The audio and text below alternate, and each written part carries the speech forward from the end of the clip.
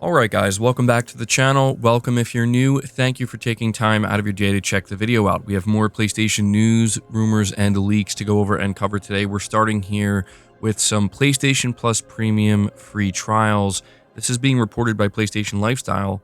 They say Sony has finally decided to show some love to the PS Plus Premium free game trials section, adding some great new games. As we recently wrote, we haven't seen anything noteworthy in terms of game trials for a while, with the PS Store demo section far surpassing the premium quote-unquote perk.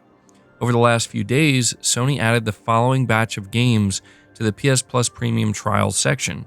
So those games are Mafia: The Old Country, Ready or Not, The Talos Principle 2, Luminous Arise, Lost Soul Aside, and Raidu Remastered: The Mystery of the Soulless Army.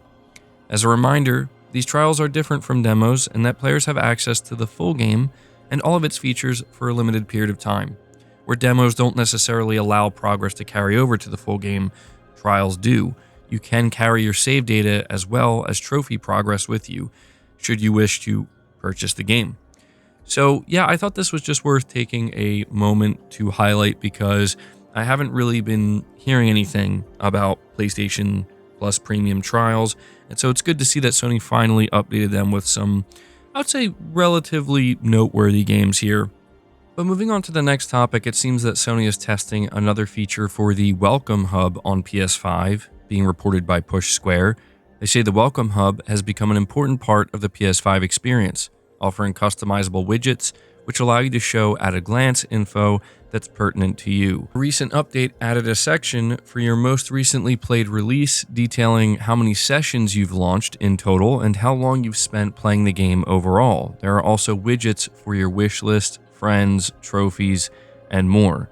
In addition, Sony has been bolstering this section with animated backgrounds inspired by popular first-party games like Stellar Blade and Ghost of Yotei. Recently, it added seasonal animations, which will change depending on the time of the year. And now, as part of the beta test spotted by YouTuber Mystic, the company is toying with some new improvements. First is kind of a standby mode, which will fade out all the widgets and just show the animated background like a screensaver when you're idle. Mystic notes that while this feature is cool, the screensaver will only actually load if you've clicked into the Welcome Hub, rendering its usefulness a bit less effective. The other addition is a slideshow-style background, which can pull from your favorite screenshots. You can adjust the animation of the wipes and the speed at which the picture rotates. Some fun new additions then, which will likely get rolled out in the not-too-distant future. And so, yeah, there you go. Just wanted to highlight that as well because it seems like, Sony's been doing more work with the Welcome Hub, and yeah, I love the way the Welcome Hub has turned out so far. I think it's like probably one of the best features for the PS5, like certainly one of the most useful ones when you log in, right? So good to see them continuing to improve it. Moving on to the next topic though, we're talking about Naughty Dog and Intergalactic as well as their second new game that has yet to be revealed. This is being reported by Push Square once again. They say Sony is letting the likes of Saros, Marvel's Wolverine, and Marvel Tokon headline its 2026 output on PS5 and is leaving the next Naughty Dog game, Intergalactic: The Heretic Prophet, until 2027. That's what Bloomberg journalist Jason Schreier is claiming. Earlier this weekend, rumors of Intergalactic appearing at the Game Awards next month did the rounds on the back of comments from Sacred Symbols host Colin Moriarty. He said that what he has been hearing from those on the inside of the project suggests the PS5 title is already content complete and could release next year. Now, I do need to highlight here that Colin Moriarty did come out and clarify, not that it necessarily needed clarification, because when he was talking about this game, he did say it was his opinion. So, seeing it reported like that, he wanted to clarify that he wasn't trying to drop any rumors or leaks. And, when I listened back to the clip myself, it's like, yeah, it seemed pretty clear he was just purely speculating. But, the big thing that people focused on is the fact that it may be content complete. There are certain job listings that seem to hint at that. And so the article continues that the claims made their way to Reddit, and Jason Schreier quickly shot them down, stating, quote, "I can assure you that Intergalactic is not coming out in 2026. Now, on top of that, Jeff Grubb actually chimed in and said it will not be shown at the Game Awards either. So I think, what Jason Schreier is saying is less interesting overall, because I think a lot of people kind of expected this. Sony seems to have made it pretty clear that Wolverine is their only big tentpole title. I mean, like, massive game for 2026. Some people hold out hope that maybe, they'll announce Intergalactic to be a second one. But Jason Schreier has hinted at Intergalactic being a 2027 game previously. I think what's more interesting here is Jeff Grubb chiming in saying that, yeah, Intergalactic is not going to be at the Game Awards. And so I do just want to point something out here, because I think a lot of people either don't know about this or may have forgotten. And this isn't me claiming that you should expect Naughty Dog at the Game Awards. I'm just saying there is some level of hope here, some chance that they could still show up, although I would not be surprised in the least if they don't. But I put a post out here on Twitter saying, reminder, Naughty Dog has a second AAA single-player game in development. The game has reportedly been in development for more than 3 years, and Neil Druckmann is acting as producer on it, not director. I believe Sean Eskag, who directed Uncharted: The Lost Legacy, is the one directing this title.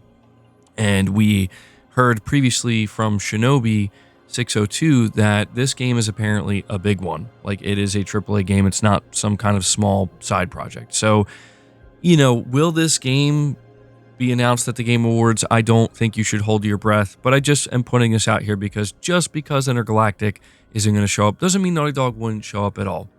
But something I think is safe to say is Sony will absolutely show up at the Game Awards to some degree with some kind of announcement or multiple announcements.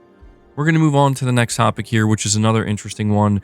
Once again, coming from Push Square, they've been doing some really good reporting lately. They say, according to reliable hardware leaker Moore's Law is dead, some quick thinking from Sony should prevent the PS5 from being impacted by impending RAM shortages. The YouTuber claims Sony gobbled up large supplies of GDDR6 RAM while prices were low, shielding it from potential scarcity. Microsoft apparently was not as smart and has allegedly started to warn partners that further Xbox Series X and S price hikes are coming. The machine is already by far the most expensive on the market, and Microsoft has not announced any discounts for Black Friday yet. To cut a long story short, OpenAI has signed lucrative long-term memory deals with the likes of Samsung and SK Hynix, which will see it purchase up to estimates of 40% of the world's total supply of DRAM.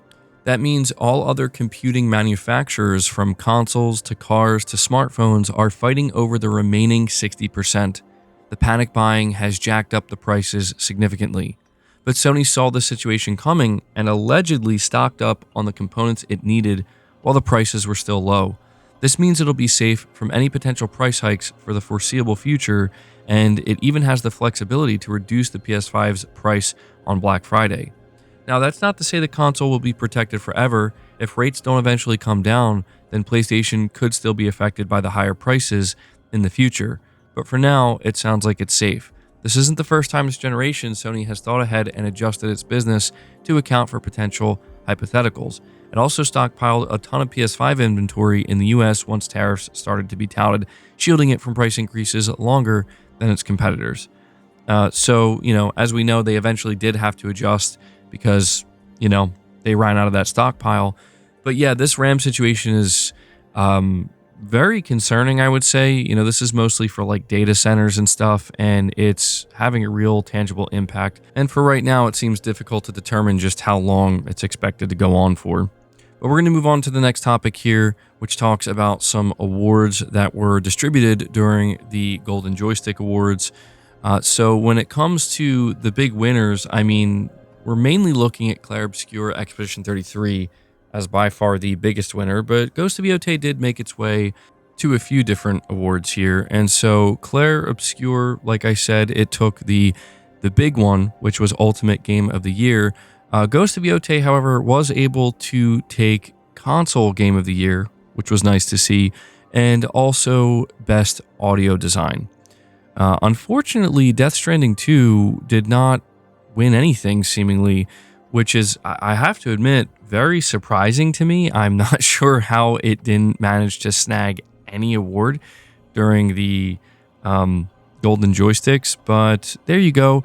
Also, just a little shout out to Best Game Expansion, Liza P. Overture. So cool to see Liza P showing up there, but just figured I would let you guys know about this. We are going to move on to the final topic, though, which is a little update for Call of Duty. According to GSD sales data for Europe, which covers both physical and digital game sales across a number of key countries, including France, Germany, and the UK, Call of Duty Black Ops 7 is enduring a difficult launch. The reports suggest that its debut week is an eye-popping 63% below Battlefield 6 and more than 50% down compared to last year's Call of Duty Black Ops 6. While it was inevitably the best-selling game for the week ending November 16th, these will be devastating numbers for Activision, who previously insinuated the franchise is, quote, too big to fail.